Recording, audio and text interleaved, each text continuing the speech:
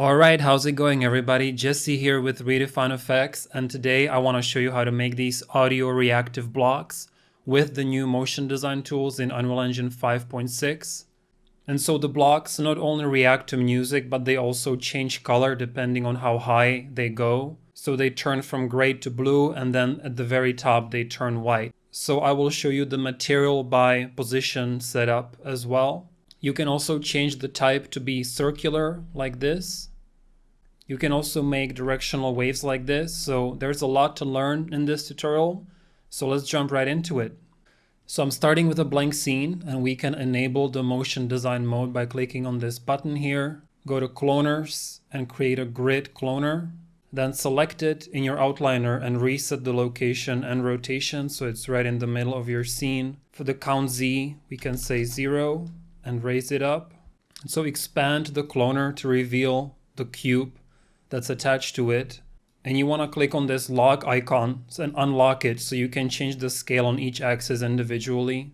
And I'll just do 0.2 on X, 0.2 on Y. And I want them to be much taller, so about 5 on Z. And then lower the spacing until there's just a small gap between them. So about 25 by 25 for me. Count X, 100. Count Y, 100. You can click on perspective and change it to default viewport. So it's a bit easier to move around. And we can go back to our selection mode here. So now you can just click create linked effector. Raise it up and start increasing the outer radius. The mode we can do procedural, and then start increasing the location strength. And so it's a bit hard to see what's going on, so let's give it a material. So you can right click and make a new material. I'll call it M_audio blocks. Open it up, and for now you can just hold 3, click, and give it a dark gray color so we can see it easily, and connect it to base color, save. And apply this material to the default clone cube. So now back in the effector, you can start increasing the frequency and the pan. So, think about which way you want it to go. In this case, the green arrow is the y-axis. So I want it to be moving from left to right.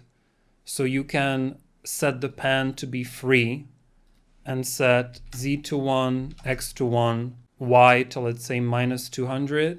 You can play around with the frequency to get sharper waves. And so now to color them by position, I'll go back into the material, right click and search for cloner. And we want the cloner effector parameters node. And the first one here is position.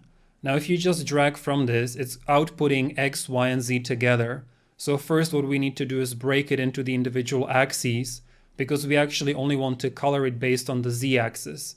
We only want the color to change depending on how high these blocks go. So I'll drag from this and search for break. And I want to break out float 3 components.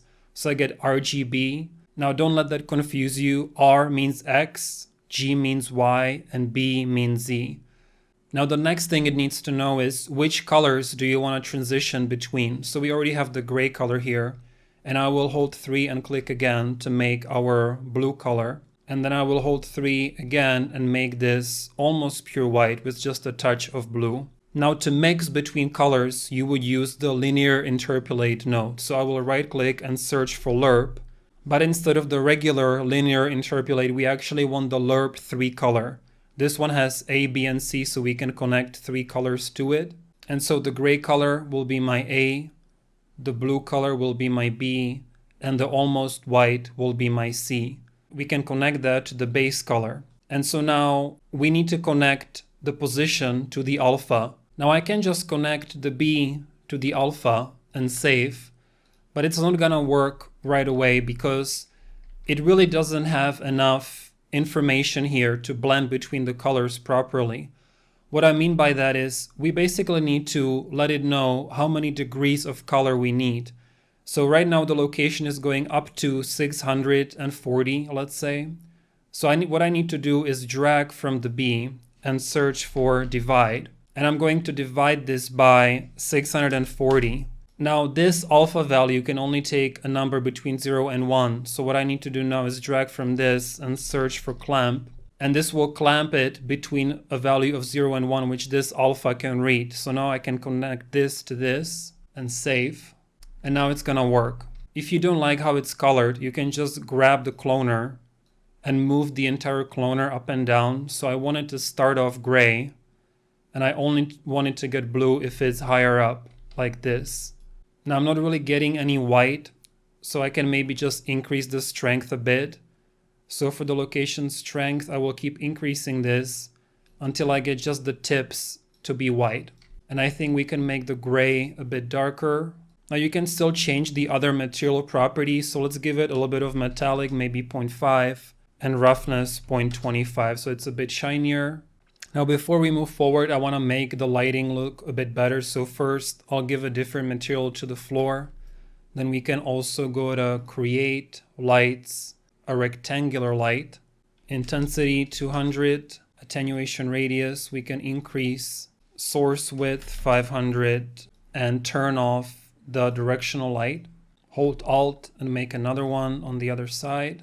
And so to make it audio reactive, I'll go back to the effector and scroll down to location strength.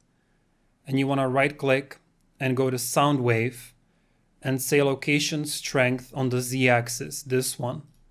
This will take you to the operator stack, and you need to give it a sound wave. So I'll just search for my song. You can import any kind of a music track you would like. And you can either keep the mode at additive, which means it'll keep adding amplitude on top of what you already have in the scene. So it's gonna start bouncing like this. Or you can change the mode to absolute, which will take these two numbers at face value. So it's gonna basically move from what I have right now, -300 to 1000. And then keep just increasing the amplitude max until you get it bouncing up and down the way you like. So then you can go back to the pattern and change it from curl noise to circular wave. If it's too strong, you can just lower the overall magnitude of the effector until you get something a bit more manageable like this. And you can play with the frequency to get a different amount of those circular waves in there. Maybe increase the amplitude max. You can also change the pattern to directional, and that's how you get those directional waves. Again, maybe reduce the frequency. And finally, to be able to control the music from sequencer, back in the operator stack, you want to enable the time source name and change it from world to sequencer, and then click on Create Track. Then go into your sequencer here, and you actually have the music track loaded. And you can just move through the timeline to see where you're at. Now, if you want to see the actual waveform of the music, you can click on Add, Audio Track, say yes. And then for the audio, click on the plus sign and just search for a music track, which for me, it's this one. And this way you get the actual waveform to show up in your sequencer so you can see visually where you're at in the music. Maybe expand your timeline to 2500. Expand this out. So I'll change this back to curl noise. Maybe to make it look stronger, I'll set the mode back to additive and increase the amplitude. So here you go. Pretty cool audio visualizer with color by position. Now, if you'd like to keep learning the motion design tools with me, definitely grab the free motion design crash course where we cover all of these effects that you're seeing right now. I go over the physics simulations, the particles. We also cover some cool reveals, changing the colors. We do this volume noise effect and basically just cover the essential features and settings of the motion design tools. There's over 12 videos in the course to get you going. So make sure that you grab it at RedefineFX.com/MoGraph while it's still available. And with that, I hope that you guys enjoyed this tutorial, that you learned a lot. We covered some cloners, effectors, color by position, lots of good stuff, and I'll see you in the next one.